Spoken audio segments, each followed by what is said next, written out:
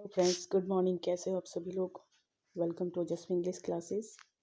आई hope आपकी तैयारी बढ़िया से चल रही होगी। वैसे इस सीरीज जो है ये एलटी ग्रेड क्वेश्चंस हैं, तो मैं एलटी ग्रेड वालों के लिए लेकर आई हूँ इसको। लेकिन जो टीजीटी पीजीटी की तैयारी कर रहे हैं वो भी इक्वली उनके लिए इम्पॉर्टेंट है ये, तो वो भी इस सीरीज़ को देख सकते हैं, कोई प्रॉब्लम नहीं है, उनके लिए भी इक्वली ही बेनिफिशियल रहेगी।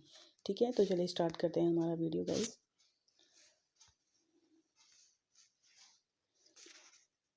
चलिए, सबसे पहला क्वेश्चन है आपका, टेनिसन सा nature with the eye of a poet as well as with the eye of, मतलब जो टेनिसन थे उन्होंने नेचर को किस नज़रिए से देखा? पोएट के नज़रिए से। पोएट के नज़रिए से तो देखा ही है, साथ ही किसके नज़रिए से देखा है? A lover, a scientist, a businessman या फिर अ ह्यूमन बीइंग। कौन सा इसमें राइट आंसर होगा आपका, बताइए। तो गाइज इसमें आपका रहने वाला है बी, यानी कि ओके, साइंटिस्ट की नज़र से भी उन्होंने देखा है, तो पोएट और साइंटिस्ट इसमें आपका आंसर रहेगा। टेनिसन बिलोंग्स टू, टेनिसन किससे बिलोंग करते थे? एलिजाबेथन एज से बिलोंग करते थे, रोमांटिक एज से बिलोंग करते थे, विक्टोरियन एज से या फिर मॉडर्न एज से? किससे बिलोंग करते थे, बताइए। तो इसमें आपका आंसर हो जाएगा सी, यानी कि विक्टोरियन एज से जो अल्फ्रेड टेनिसन थे वो बिलोंग करते थे। नेक्स्ट क्वेश्चन है, Tennyson is famous for, Tennyson किसके लिए फेमस थे? विक्टोरियन कॉम्प्रोमाइज के लिए, विक्टोरियन अपोजिशन के लिए, विक्टोरियन प्राइड के लिए या फिर नन ऑफ दीज? कौन सा इसमें ट्रू आंसर है? तो इसमें आपका ऑप्शन रहने वाला है ऑप्शन नंबर ए, यानी कि विक्टोरियन कॉम्प्रोमाइज के लिए वो इम्पोर्टेंट थे। ये काफ़ी इंपॉर्टेंट क्वेश्चन है।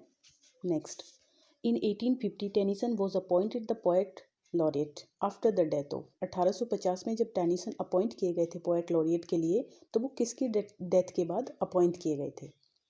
सदे की, सैली की, वर्ड्सवर्थ की या फिर एंड्रयू मोशन की? किसकी, कौन सा इसमें आपका आंसर रहने वाला है? तो इसमें आपका आंसर है गाइस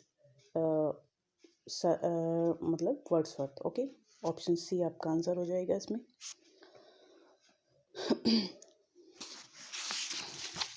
नेक्स्ट क्वेश्चन है, Tennyson fell in love with Emily Sarah Sellwood, finally he got success in marrying her in. Tennyson प्रेम करते थे किससे? एमिली सारा सेलवुड से प्रेम करते थे और फाइनली उन्होंने उनसे शादी भी कर ली। तो वो किस ईयर में की थी? 1850 में, 1851 में, 1852 में या फिर 1853 में? कौन सा इसमें आपका आंसर रहने वाला है? तो इसमें आपका आंसर हो जाएगा ऑप्शन नंबर ए, यानी कि 1850 में। नेक्स्ट क्वेश्चन है, the degree of DCL was conferred on Tennyson by, जो DCL की डिग्री दी गई थी इनको, टेनिसन को, तो वो किसने दी थी? कैम्ब्रिज यूनिवर्सिटी ने दी थी, दिल्ली यूनिवर्सिटी ने दी थी या फिर ऑक्सफोर्ड ने या फिर नन ऑफ दीज? कौन सा इसमें आपका आंसर होगा, प्लीज़ आंसर कीजिए। The degree of DCL was conferred on Tennyson by, तो इसमें आपका आंसर रह जाएगा ऑप्शन नंबर सी, यानी कि ऑक्सफोर्ड यूनिवर्सिटी ने इनको DCL की डिग्री कन्फर्ड की थी। नेक्स्ट क्वेश्चन है, Tennyson spent his last days at, Tennyson ने अपने लास्ट डेज कहाँ पर स्पेंड किए थे? एल्डवर्थ इन सरी, कॉकरमाउथ या फिर ऑक्सफोर्ड में? कहाँ पर? तो इसमें आपका आंसर होगा ऑप्शन नंबर ए, यानी कि एल्डवर्थ इन सरी। Next, published for about 10 year because of the, शायद ये थोड़ा कटिंग हो गया है क्वेश्चन, कोई बात नहीं, आप समझ सकते हैं इसको ऐसे भी। तो published for about 10 years because of the brutal criticism of 2 volumes, the period of 10 year is period of silence, the duration is, जो 10 ईयर का पीरियड रहा वो इनका साइलेंस का पीरियड रहा। ठीक है, कम से कम 10 ईयर में पब्लिश की गई इनकी जो कोई वर्क होगा, because of the brutal criticism की वजह से। ठीक है, 2 वॉल्यूम्स थे उसके, तो वो the period of 10 year is period of silence, the duration is, कौन सा पीरियड ऑफ साइलेंस का ड्यूरेशन है? 1832 टू 1842, 1842 टू 1854, 1854 टू 1864? कौन सा इसमें आपका आंसर रहने वाला है? तो इसमें गाइज ए आपका आंसर होगा, यानी कि from 1832 to 1842।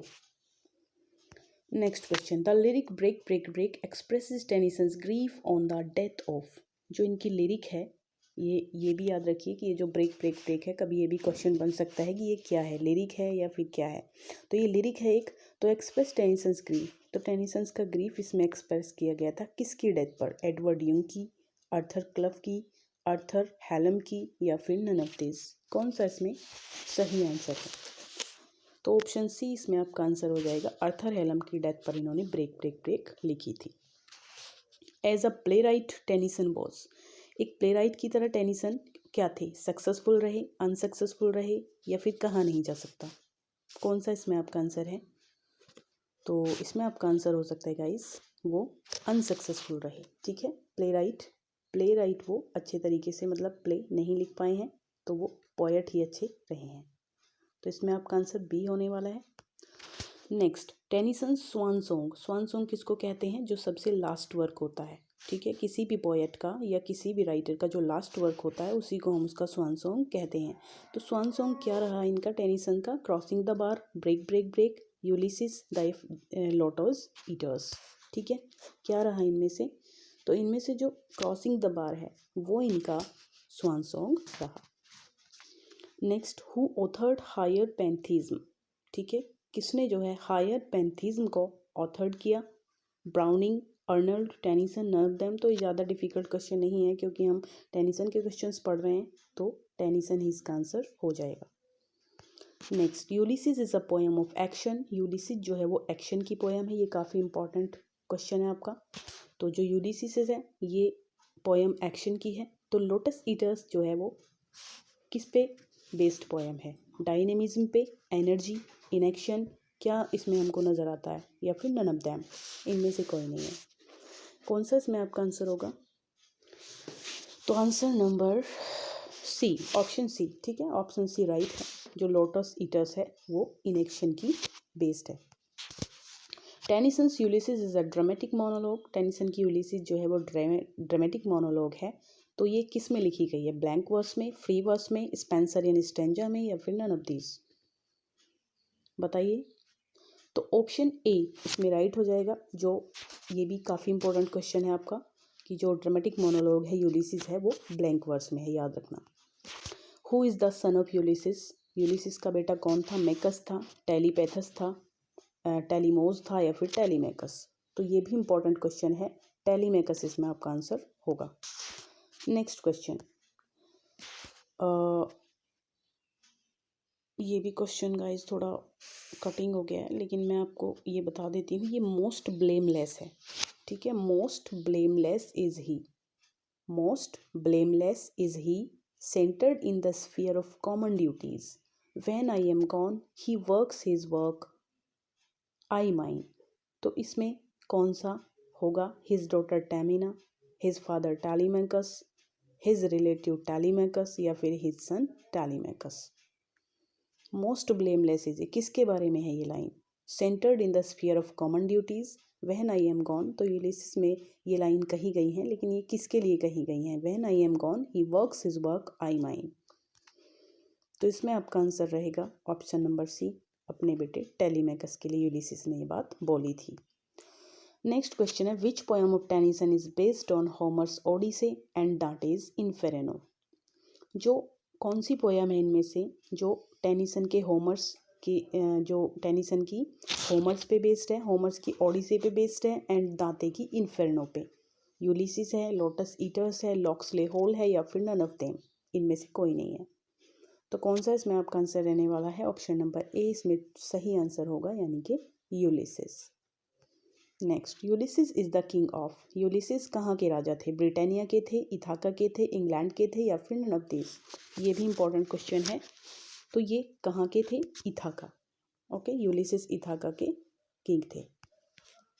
Ulysses is based on, Ulysses किस पे बेस्ड है? दांतेज इन्फर्नो, ठीक है, canto 20, Dante's Inferno canto 25, Dante's Inferno canto 26।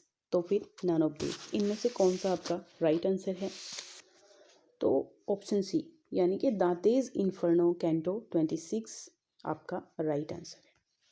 Ulysses is written in 1833 and published in, जो यूलिसिस थी वो कब रिटन हुई? 1833 में हुई, लेकिन पब्लिश कब हुई? क्योंकि 1833 में इसको राइट किया गया था, लेकिन ये बाद में पब्लिश हुई। तो कब हुई? इसमें ए आपका आंसर है, यानी कि 1842 में जो यूलिसिस थी वो पब्लिश कराई गई थी। तो ये थे हमारे आज के कुछ इंपॉर्टेंट क्वेश्चन। नेक्स्ट वीडियो जल्दी ही लेकर आती हूँ। आपको ये सेशन कैसा लगा कमेंट बॉक्स में ज़रूर बताइएगा, ठीक है। Thank you so much.